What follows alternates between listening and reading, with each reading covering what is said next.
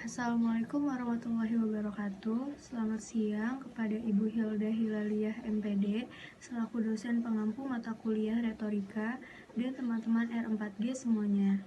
Nama saya Febri Fadila. Saya akan menjelaskan kembali tentang buku yang saya baca, yaitu Seni Berbicara Kepada Anak, yang berjudul Panduan Mendidik Anak Tanpa Ngegas, karya Joanna Faber dan Julie King. Saya jelaskan kembali satu persatu. Bab 1 itu tentang menangani emosi.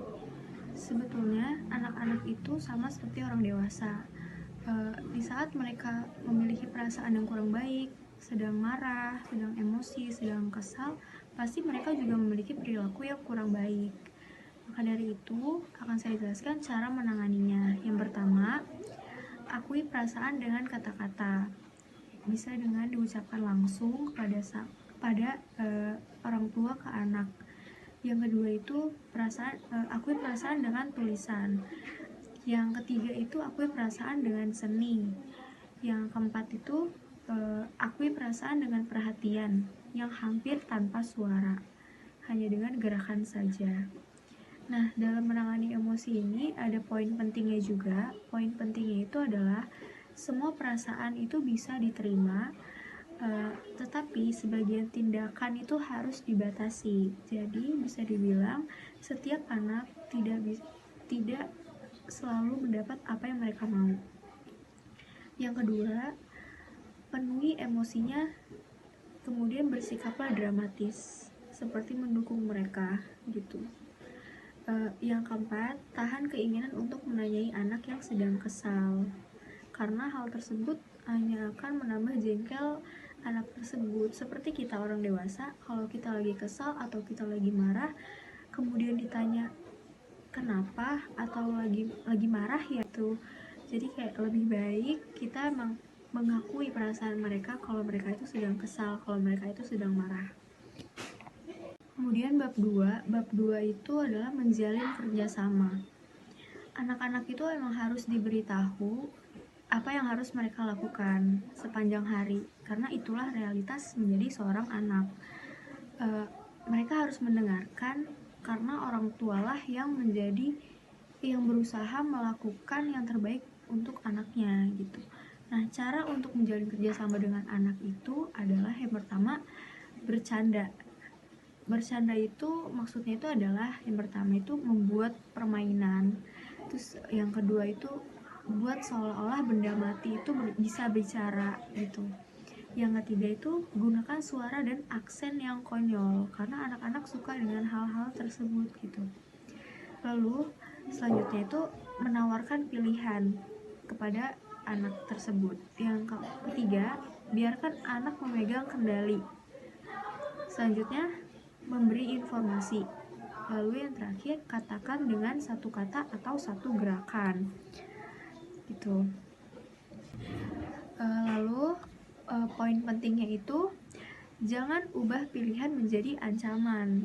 Lalu yang kedua, hargai dulu apa yang sudah anak lakukan sebelum mendeskripsikan apa yang masih perlu dilakukannya.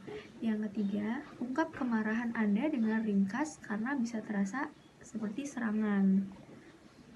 Bab 3 itu menyelesaikan konflik.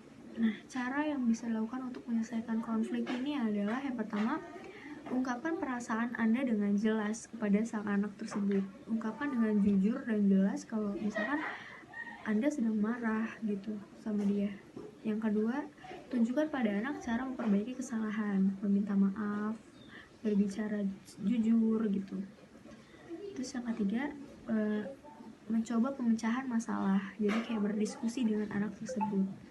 Poin pentingnya itu adalah jika tidak ada yang berhasil, mungkin harus mempertimbangkan ulang tentang apa yang kita harapkan kepada anak tersebut gitu.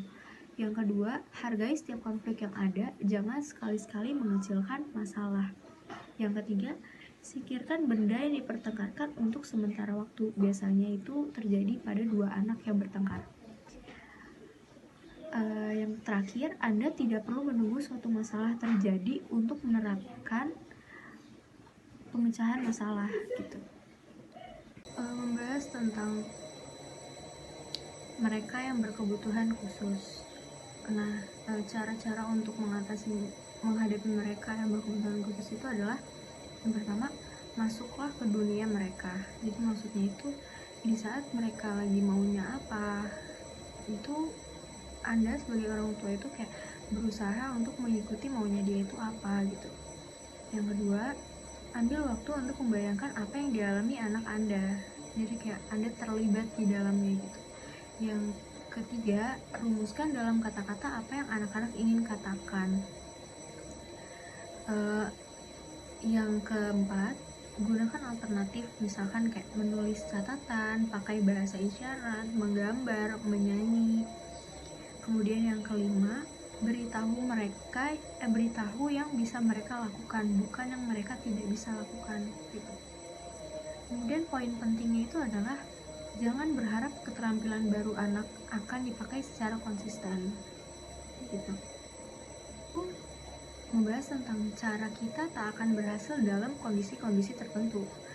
Nah, maksudnya itu adalah dua hal dari pengasuhan anak-anak adalah itu makan dan tidur. Jika anak terlalu lelah dan lapar, bisa jadi tidak satupun cara komunikasi dia yang tadi akan berguna bagi Anda. Nah, jadi cara mengatasinya itu adalah jangan kurang makan, jangan kurang tidur, harus ada masa pemulihan, jangan terlalu terbebani, kurang siap secara tingkat perkembangan atau secara pengalaman. Kemudian bagian kedua, bab 1, tentang perang makanan. Hal-hal apa saja yang tidak boleh orang tua lakukan kepada anak, yaitu pertama, mendesak anak menghabiskan isi piringnya, makan makanan tertentu atau makan dalam jumlah yang ditentukan. Kemudian yang kedua, menawarkan makanan penutup sebagai hadiah karena telah makan makanan sehat, atau sebaliknya, yaitu menahannya sebagai hukuman karena anak tidak mau memakan makanan yang sehat. Kemudian yang ketiga, menjadi koki yang selalu siap sedia. Biarkan anak ikut membantu kita di dalamnya, ikut membantu kita membuat makanan mereka, atau membuat makanan untuk kakaknya, atau untuk. Kemudian bab 2, yaitu kegilaan di pagi hari. Biasanya kan kalau anak mau sekolah, terus ayahnya mau kerja, itu pasti kan hektik banget ya di pagi hari. Nah, cara untuk mengatasinya itu adalah yang pertama itu menawarkan pilihan kepada sang anak. Kamu mau masuk ke mobil sambil berjalan maju atau mundur. Lalu selanjutnya beri tanggung jawab kepada anak. Contohnya, bisakah kamu memasang timer? Ibu butuh kamu memberitahu kapan kita harus keluar dari pintu. Terus selanjutnya, cobalah pemecahan masalah. Misal, tidak mudah mengingat segala hal yang harus kita lakukan di pagi hari. Bagaimana pendapatmu kalau kita membuatnya dengan gambar? Kemudian mengakui perasaan, yakni memang tidak mudah meninggalkan tempat tidur yang nyaman dan hangat. Rasanya kita selalu ingin tidur sebentar lagi. Kemudian bab 3, yaitu perang antar saudara. Yang pertama itu menerima perasaan.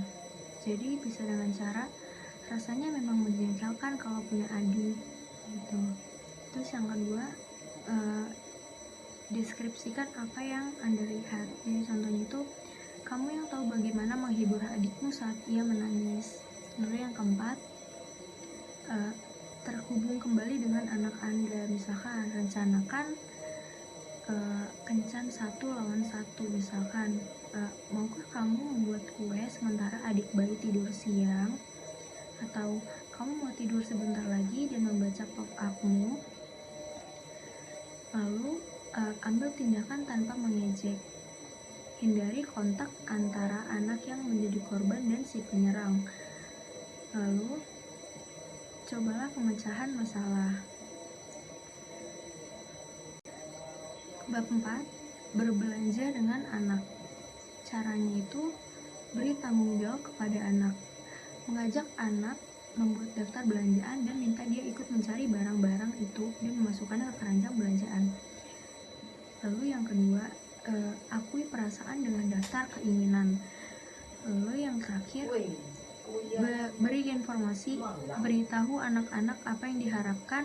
Hari ini kita akan membeli hadiah untuk ulang tahun Elena. Bab selanjutnya, mengatasi kebohongan.